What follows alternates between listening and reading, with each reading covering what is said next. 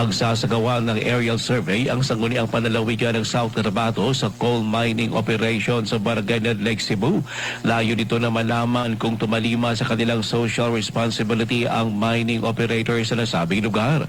Ito ay ayon kay Vice Governor at SP Presiding Officer Arthur Picoy Jr. Binigyan Palipingkoy na ang mining operation sa NED ay nirekomenda ng dating sanggunian. Kaya magagawa muna anya nila ngayon ay tiyakin kung tumupad sa kanilang mga pangako ang Daguma Agro Minerals Incorporated o DAMI. Sinabi Palipingkoy na handang SP na ipatigil ang mining operation sa NED kung mapatunayang manilabag ang mining operator.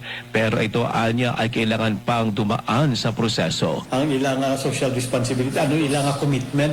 Yung question, na-comply ba nila tanan? Kung wala nila ma-comply, ano ang pwede natin mahimo? Ang isa ganun, ginapakuha ko na karon sa EMB atong ilang mga nahimo na with regards sa mga ato nga social responsibility. Si South Cotabato Vice Governor Arthur Picoy Jr. Nauna lang sinabi ni Pingkoy ni patatawag ng SP para sa question hour ang DAMI sa Enero sa susunod na taon.